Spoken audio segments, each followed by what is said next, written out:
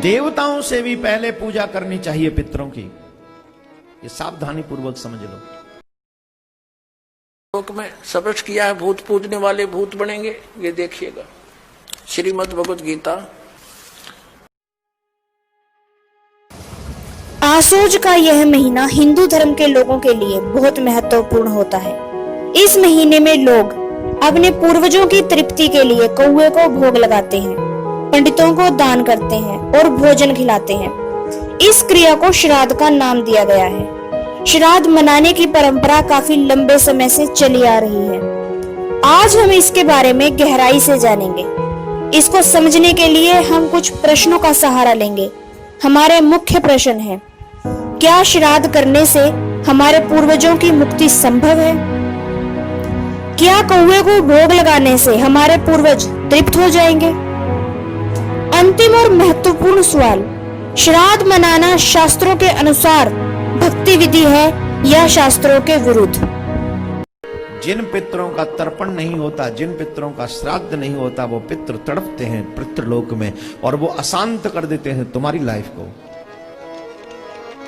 देवताओं से भी पहले पूजा करनी चाहिए पितरों की। ये सावधानी पूर्वक समझ लो। तुम्हारी सासू, तुम्हारे ससुर जी जब तक न जाएं, उनसे सीख लो कौन सी तिथि को किसकी श्राद्ध होती है, और सीखो, जीवन भर याद रखो। वो दुनिया में कोई पूजा हो न हो, अपने पितरों की पूजा जरूर करो। आपके पितृ शांत हो गए तो कोई भी देवता आपको खुश नहीं कर सकेगा। छुट्ट भगवान को, भगवान तो फिर सर्वोपरि है। बहुत से लोग कहते हैं महाराज पितरों का जब श्राद्ध करते हैं, भागवत सुनवाते हैं, और एक बहुत बड़ा प्रश्न है, कॉमन प्रश्न है, कर रहा हूं, सब समझ लें, इसका आंसर जीवन भर रखें अपने पास संभाल कि महाराज हम भागवत कराते हैं तो भागवत में पितरों की मुक्ति हो जाती है। तो पितरों की मुक्ति हो जाती है तो फिर पितरों का श्राद्ध करने से क्या फायदा? हम गया में करके आ जाते हैं अपने पितरों को, फिर पितरों का श्राद्ध करने से क्या फायदा? बड़े ध्यान से सुने इस बात को। जिन कार्यों से पितरों की मुक्ति होती है, तो मुक्ति कहते किसको है? मुक्ति का मतलब है जिसकी मुक्ति होती है वो भगवान में जाके समा जाता है, परमात्मा के स्वरूप, परमात्मा में ही समाहित हो जाता है। और जब परमात्मा में समाहित हो जाता है, तो जब आत्मा हमारे पितरों की परमात्मा में समाहित होती है, तब परमात्मा ही हमारे पितर बनकर हमारी सारी चीज स्वीकार करते हैं। उससे हमें क्या फायदा? तुम्हें फायदा है। जब तक परमात्मा तुम्हारे पितर बनकर वो सब स्वीकार करते रहेंगे, तुम्हारे परिवार में कभी भी न तो अशांति होगी, न धन की हानि होगी, न वंश में हानि होगी।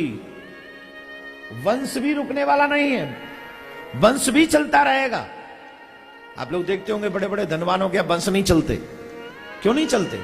बहुत बड़े धनवान व्यक्ति मैंने देखे हैं, धन तो बहुत है पर वंश चलाने वाला कोई नहीं।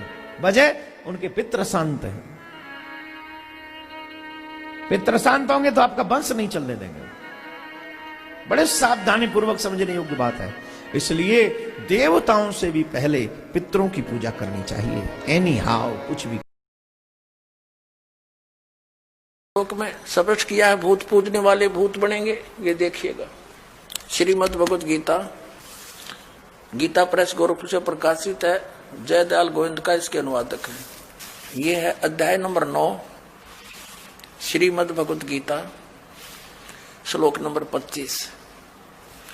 देवताओं को पूजने वाले देवताओं को प्राप्त होंगे, पितरों को पूजने वाले पितरों को प्राप्त होते हैं, और भूतों को पूजने वाले भूतों को प्राप्त होते हैं, और मेरा पूजन करने वाले मुझको ही प्राप्त होते हैं। अब ये श्राद्ध कितना आगे फिर अब आपको दिखाते हैं झलक पुराणों में क्या लिखा है। एक मार्कंडेय पुराण है। एक रुचि नाम के ब्राह्मण थे, ऋषि, और उसने वेदों को समझा पढ़ा कि मनुष्य जीवन, ये ज्ञानी आत्मा थे, कि मनुष्य जीवन केवल मोक्ष प्राप्ति के लिए प्राप्त होता है। इसलिए उसने ना तो विवाह कराया, ब्रह्मचारी पद पर रहते हुए 40 वर्ष की उम्र होगी थी, और अपना जंगल में, वन में रहता था। कोई मकान झोंपड़ी भी नहीं डाल रखी थी। ये सोच करके मोक्ष प्राप्ति करानी है और ना क्या संग्रह करना है, 2 दिन का जीवन है। अब वो वेदों अनुसार साधना कर रहा था रुचि ऋषि, और उसके जो पिताजी, दादाजी, परदादाजी, चौथा दादाजी वो मर चुके थे, वह भूत बन रहे थे, और वह भी ऋषि थे, ब्राह्मण थे। उनने भी ये कर्म कांड करे और करवाए थे, तो भूता बनेंगे वह। तो वो चारों दिखाई दिए और कहा, बेटा तूने विवाह क्यों नहीं करवाया? विवाह करवा के तुम हमारा श्राद्ध करता है और हमारी गति हो जाती। अब रुचि कहने लगा कि पितामहो, वेद में तो ये मना कर रखा है, ये श्राद्ध श्रुद्ध निकालना, ये कर्म कांड करना, ये तो मूर्खों का मार्ग है। और वो पितर भी कहते हैं, बेटा है तो ऐसा ही, इसमें कोई संदेह नहीं, मिथ्या नहीं है, सच्चाई है। लेकिन हमारा क्या होगा? अब तुम बाढ़ में जाओ, थारा क्या होगा? आप मरे, अरे पुत्र और मरवाने के लिए तैयार करे। या देखो मार्कंडे पुराण, ये गीता प्रेस गोरखपुर से प्रकाशित है। ये गीता प्रेस गोरखपुर से प्रकाशित है। ये 242 पृष्ठ पे संक्षिप्त मार्कंडेय पुराण, रोच्य मुनि की उत्पत्ति कथा।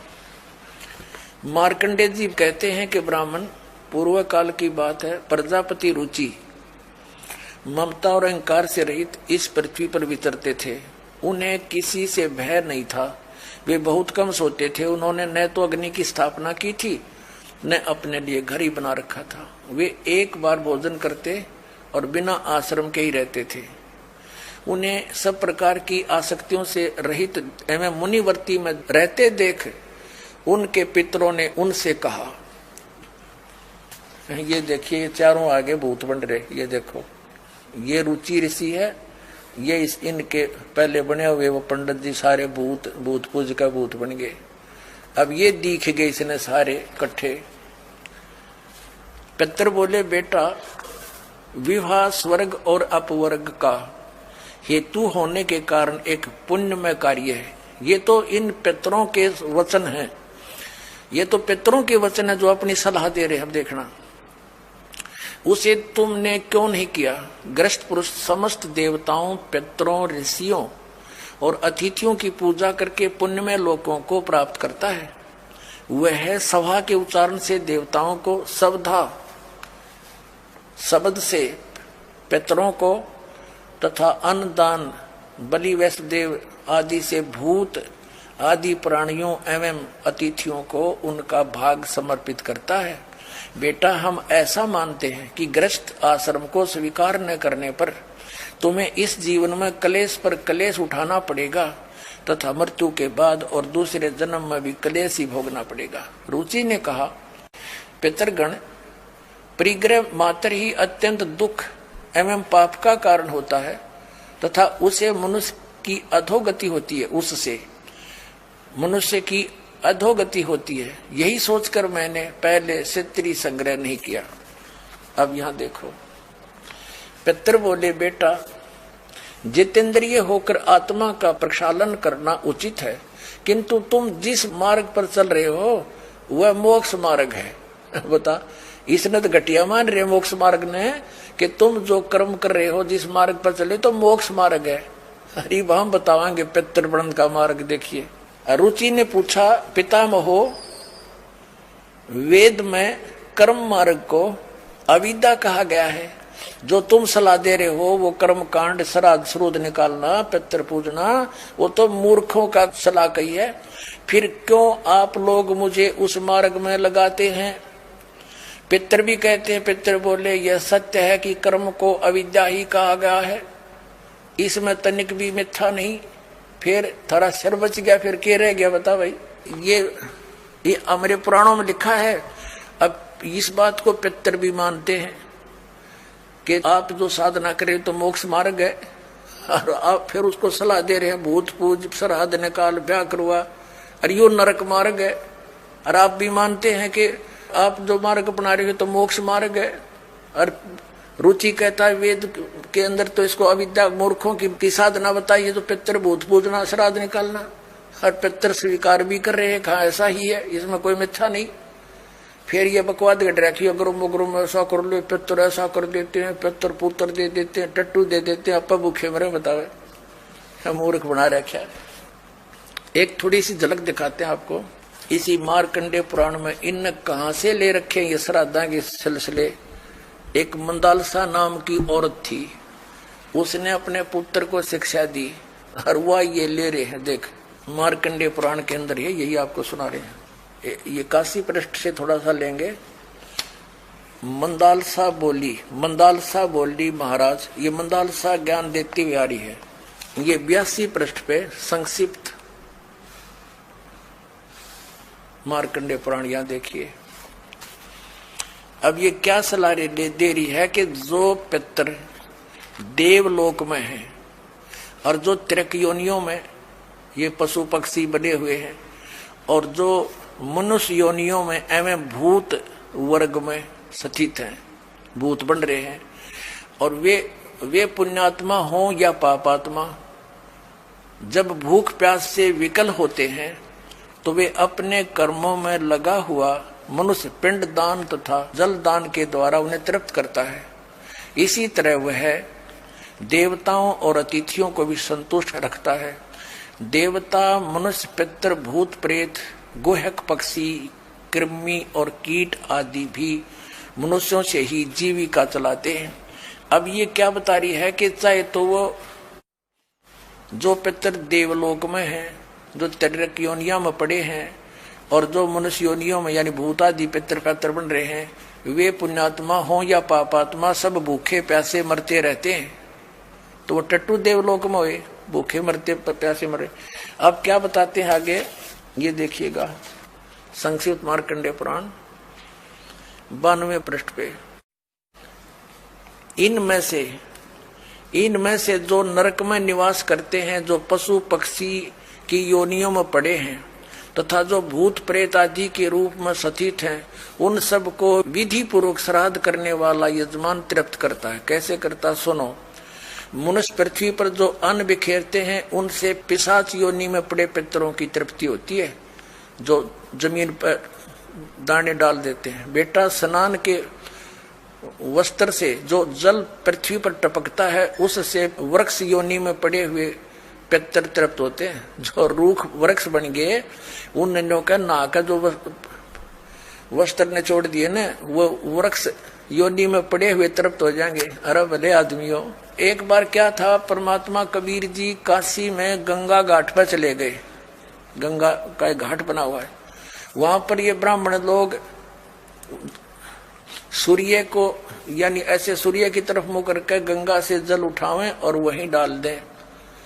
कबीर साहब बढ़कर उसमें गंगा में घुटनों पानी में और ऐसे नौकरन लगे, गंगा के जल को पटरी पर फेंक रहे पूरी स्पीड तक। अब वो सारे पंडित जी अपना काम छोड़ कर कबीर साहब की ओर देखने लगे। कहने लगे, वो कबीर ये क्या कर रहा तू? कबीर जी बोले, आप क्या कर रहे हो? मैंने ना पूछा, तुम क्यों पूछ रहे हो मेरे से? पहले आप बताओ आप क्या कर रहे हो? कि हम अपने पितरों को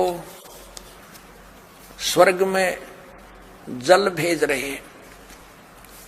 ये हम यहाँ जल डाल रहे हैं ना, ऐसे मंत्र बोलकर, ऐसे सूर्य की तरफ मुंह करके, ये वहां स्वर्ग में हमारे भूखे प्यासे पितरों को जल प्राप्त होगा।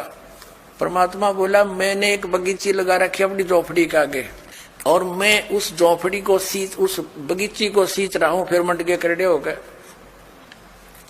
तो वो कहने लगे, रे भोले आदमी, इतनी दूर कैसे जाएगा जल? ये तो यहीं पड़ा है। वो तेरी झोपड़ी के आगे बगीची जो छोटी सी लगा रखी, वो कैसे सिंचाई होगी इससे? कि 1 लाखों किलोमीटर दूर, मील दूर तुम्हारे पितरों को स्वर्ग में ये पानी मिल सकता है, तो ये 2 किलोमीटर पर क्या दिक्कत आएगी इसको? तो उनकी चौं